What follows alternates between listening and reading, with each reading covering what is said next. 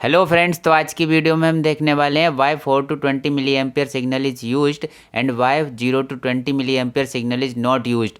तो आपने देखा होगा कि 4 to 20 मिली एम्पियर सिग्नल का ही ज़्यादा यूज होता है and 0 to 20 milli ampere signal instrumentation में हम नहीं यूज करते हैं। तो आप चाहे इंस्ट्रूमेंटेशन डिपार्टमेंट में वर्क करें या किसी अदर डिपार्टमेंट में वर्क करें, आज की ये वीडियो आपके लिए काफ़ी हेल्पफुल हो सकती है। तो इस वीडियो को बिल्कुल भी स्किप ना करें, क्योंकि ये क्वेश्चन इंटरव्यूज़ में भी काफ़ी पूछ लिया जाता है कि 4 to 20 मिली एम्पियर सिग्नल ही हम क्यों यूज करते हैं। तो चलिए शुरू करते हैं। The transmitter designed for automation can output 0 to 20 milli ampere, 4 to 20 milli ampere, 0 to 5 volts, 1 to 5 volt signals. अब आप सब लोग जानते हैं कि जो ट्रांसमीटर ऑटोमेशन के लिए डिज़ाइन किया जाता है उसका आउटपुट 0 to 20 मिली एम्पियर होता है, 4 to 20 मिली एम्पियर होता है, 0 to 5 वोल्ट्स होता है एंड 1 to 5 वोल्ट सिग्नल होता है। But 4 to 20 milli ampere signal is mostly used in process instrumentation, लेकिन प्रोसेस इंस्ट्रूमेंटेशन में 4 to 20 मिली एम्पियर सिग्नल ही सबसे ज़्यादा यूज होता है। तो 4 to 20 milli ampere signal use होने के कुछ रीजन्स होते हैं, तो वो देख लेते हैं क्या क्या रीजन्स होते हैं। The reason behind this are, इसके पीछे जो रीजन्स हैं वो क्या क्या हैं, एक एक करके इनको डिस्कस करते हैं। The first one is broken wire is easily detected. तो सबसे पहला होता है कि अगर 4 to 20 मिली एम्पियर सिग्नल हम यूज करते हैं तो जो ब्रोकन वायर होता है उसको डिटेक्ट करना आसान होता है, उसको ईजीली डिटेक्ट किया जा सकता है। It is easy to detect that the signal wire is not broken. अब जो 4 to 20 मिली एम्पियर सिग्नल होता है उसमें ये डिटेक्ट करना आसान होता है कि वायर ब्रोकन है कि नहीं है। In 0 to 20 milli ampere, if 0 milliampere unable to know that it is a signal or broken wire. अब 0 to 20 मिली एम्पियर के केस में अगर 0 मिली एम्पियर सिग्नल आ रहा है तो ये डिटेक्ट करना बहुत मुश्किल होता है कि ये सिग्नल आ रहा है या कहीं से वायर ब्रेक हो गई है। In 4 to 20 milli ampere signal, if 0 milli ampere signal is received that means a wire may be broken. अब अगर 4 to 20 मिली एम्पियर सिग्नल ले रहे हैं हम, तो 0 मिली एम्पियर सिग्नल अगर रिसीव हो रहा है तो इसका मतलब ये भी हो सकता है कि कहीं से वायर ब्रोकन हो गई हो, कहीं से वायर बीच में से कट गई हो। In 4 to 20 milli ampere signal it is easy to detect a signal or a wire broken. अब जो 4 to 20 मिली एम्पियर सिग्नल होता है उसमें ये डिटेक्ट करना आसान होता है कि ये सिग्नल है या कहीं से वायर ब्रेक हो गई है।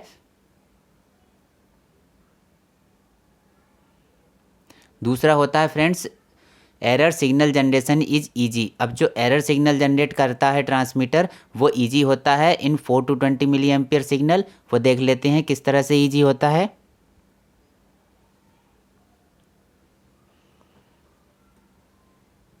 If the current observed in a 4 to 20 milliampere transmitter is 0, then this is an error signal generated by transmitter. अब अगर 4 to 20 मिली एम्पेयर ट्रांसमीटर में करंट 0 मिल रही है, 0 मिली एम्पेयर मिल रही है, तो ये समझा जा सकता है कि ये ट्रांसमीटर के द्वारा एरर सिग्नल जनरेट हो रहा है। या 0 मिली एम्पेयर क्योंकि नहीं मिलना चाहिए 4 to 20 मिली एम्पेयर में, तो आप समझ जाएंगे कि कुछ ना कुछ एरर है। तो आप उसको चेक कर सकते हैं कि ये एरर सिग्नल है, कि ये सिग्नल नहीं है, ये एरर सिग्नल है। But in case of 0 to 20 milliampere transmitter it is not easy to determine the error signal. लेकिन 0 to 20 मिली एम्पेयर ट्रांसमीटर के केस में एरर सिग्नल को डिटरमाइन करना इतना आसान नहीं होता है। तो यहाँ से आप देख सकते हैं, देखिए ये कोई ट्रांसमीटर शो किया गया है, 0 to 10 kg per centimetre square की रेंज का ट्रांसमीटर है। अब ये 4 to 20 मिली एम्पेयर सिग्नल भी दे सकता है, 0 to 20 मिली एम्पेयर सिग्नल भी दे सकता है। Suppose that the fluid passing through a pipeline exerts pressure in the range of 0 to 10 kg per centimeter square। अब ये सपोज करते हैं कि एक पाइपलाइन में कोई फ्लूइड पास हो रहा है, वो 0 to 10 kg per centimetre square की रेंज में पास हो रहा है। The transmitter is calibrated to generate current signal in the range of 4 to 20 milli ampere और 0 to 20 मिली एम्पियर। अब जो ट्रांसमीटर है उसे इस तरह से कैलिब्रेट किया गया है कि उसका output 4 to 20 milli ampere signal आएगा या 0 to 20 मिली एम्पियर सिग्नल आएगा।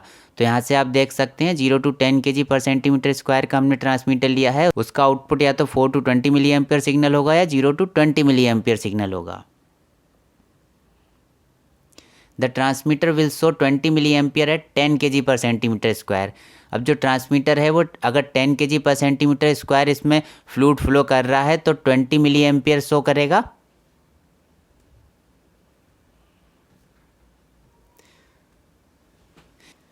In case of 4 to 20 milliampere signal, when there is no fluid flowing through pipeline, no pressure exerts on the sensor, but pressure transmitter still generates 4 milliampere current signal at the output terminal. अब हम ये case मान के चलते हैं कि कोई भी फ्लूइड फ्लो नहीं हो रहा है, दैट मीन्स उसमें से फ्लूइड का फ्लो जीरो है। तो उस केस में अगर 4 to 20 मिली एम्पियर सिग्नल वाला ट्रांसमीटर हम लेते हैं तो उसका आउटपुट 4 मिली एम्पियर शो करेगा। In case of 4 to 20 milli ampere signal, if transmitter output is 0 milli ampere signal, then there is an open loop और ट्रांसमीटर इज नॉट वर्किंग। अब अगर हम 4 to 20 मिली एम्पियर वाला transmitter लेते हैं तो transmitter का आउटपुट अगर 0 मिली एम्पियर आ रहा है तो इसका मतलब ये समझ लेना चाहिए कि ओपन लूप हो रहा है, दैट मीन्स कहीं से वायर ब्रेक हो रही है, या फिर हमें ये समझ लेना चाहिए कि ट्रांसमीटर वर्क नहीं कर रहा है। In the same case, if we consider 0 to 20 milliampere signal and the output of transmitter is 0 milliampere, अब अगर हम सेम केस लें तो 0 to 20 milliampere सिग्नल वाला ट्रांसमीटर अगर हम लेते हैं तो उसका आउटपुट 0 milliampere होगा। सेम केस से आप ये समझ सकते हैं कि अगर फ्लूइड लाइन में फ़्लो नहीं कर रहा है तो 0 to 20 milliampere सिग्नल का अगर हम ट्रांसमीटर लेते हैं तो उसका आउटपुट 0 milliampere होगा। Then it is very difficult to detect that no pressure is exerted or there is an open loop or transmitter is not working। तो ये बहुत मुश्किल हो जाता है डिटेक्ट करना कि प्रेशर एग्जर्ट नहीं हो रहा है सेंसर पे, दैट मीन्स लाइन में कोई प्रेशर फ्लो नहीं कर रहा है, या कोई ओपन लूप है कि वायर ब्रेक हो गई है, ट्रांसमीटर नहीं काम कर रहा है। तो इस सब को डिटेक्ट करना बहुत मुश्किल हो जाता है 0 to 20 मिली एम्पियर सिग्नल वाले केस में। तीसरा होता है easy to scale and calculate. With 4 to 20 milli ampere signal it is easy to scale and calculate the process parameter. अब 4 to 20 मिली एम्पियर सिग्नल अगर हम लेते हैं तो प्रोसेस पैरामीटर को स्केल करना एंड कैलकुलेट करना ईजी होता है। समझ लेते हैं कैसे होता है। Scale of 4 to 20 milli ampere signal, 4 to 20 milli ampere signal का अगर हम स्केल समझें तो वो क्या होता है। अगर हम एक तरफ मिली एम्पियर लें और दूसरी तरफ परसेंटेज लें तो किस तरह से स्केल बनेगा देख लेते हैं। 4 मिली एम्पियर पर 0% आउटपुट होगा ट्रांसमीटर का,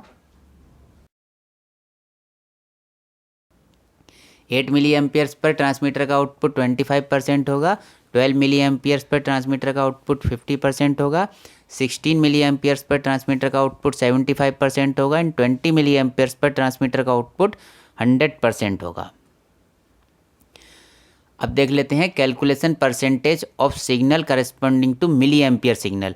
अब मिली एम्पियर सिग्नल के करस्पॉन्डिंग जो सिग्नल आएगा उसकी कैलकुलेशन परसेंटेज किस तरह से करते हैं तो वो देख लेते हैं फ्रेंड्स। उसका क्या फॉर्मूला होता है।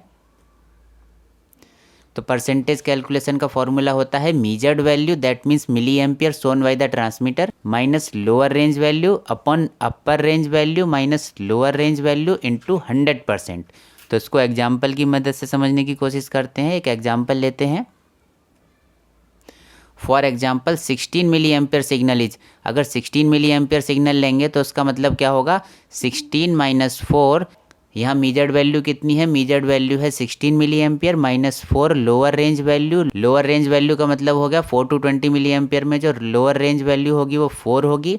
अपर range value 4 to 20 milli ampere में 20 होगी। तो 16 minus 4 upon 20 minus 4 into 100 that means 75% transmitter का आउटपुट होगा 16 मिली एम्पियर सिग्नल अगर ट्रांसमीटर शो कर रहा है तो।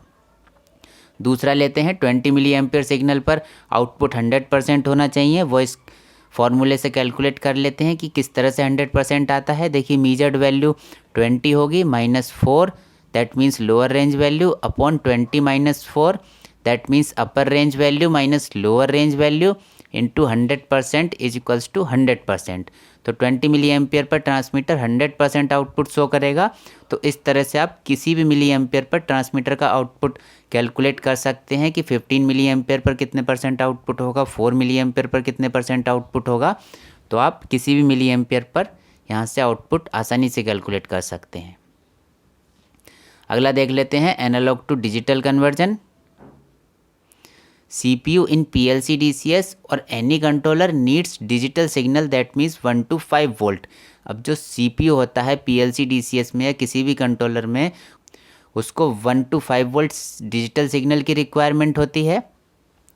PLC DCS converts analog to digital signal so that CPU can read it. अब PLC DCS या कोई भी कंट्रोलर इस एनालॉग सिग्नल को डिजिटल सिग्नल में कन्वर्ट करता है जिससे कि CPU उसको रीड कर सके। जो ये 4 to 20 मिली एम्पियर वाला एनालॉग सिग्नल आया है उसे डिजिटल सिग्नल में कन्वर्ट करना होता है, 1 to 5 वोल्ट डिजिटल सिग्नल में उसको कन्वर्ट करना होता है जिससे कि CPU उसको रीड कर सके, PLC DCS कंट्रोलर उसको रीड कर सके कि कितना आउटपुट आ रहा है। 4 to 20 milli ampere signal is converted to 1 to 5 volt signal for a controller. अब जो ये 4 to 20 मिली एम्पियर सिग्नल है वो 1 to 5 वोल्ट सिग्नल में कन्वर्ट कर दिया जाता है कंट्रोलर के लिए। तो फ्रेंड्स नेक्स्ट वीडियो में हम देखेंगे कि 250 ओम का रेजिस्टेंस ही हम क्यों यूज करते हैं और ये 4 to 20 मिली एम्पियर सिग्नल को हम 1 to 5 वोल्ट सिग्नल में किस तरह से कन्वर्ट करेंगे। 4 to 20 मिली एम्पियर सिग्नल के according 1 to 5 volt digital signal किस तरह से मिलेगा ये हम नेक्स्ट वीडियो में डिस्कस करेंगे। और फ्रेंड्स अगर आपको चाहिए कि हम करंट सिग्नल ही क्यों यूज करते हैं, वोल्टेज सिग्नल का क्यों हम यूज़ नहीं करते हैं, तो उस पर भी हम वीडियो बना देंगे।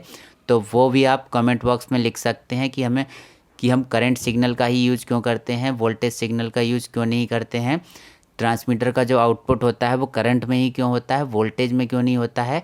तो उस पर भी एक वीडियो बनाई जा सकती है। तो फ्रेंड्स ये थी हमारी आज की video. Thanks for watching the video. अगर ये वीडियो पसंद आई हो तो इसे लाइक करें, अपने फ्रेंड्स के साथ शेयर करें, हमारे चैनल को सब्सक्राइब करें और बेल आइकन को प्रेस कर दें।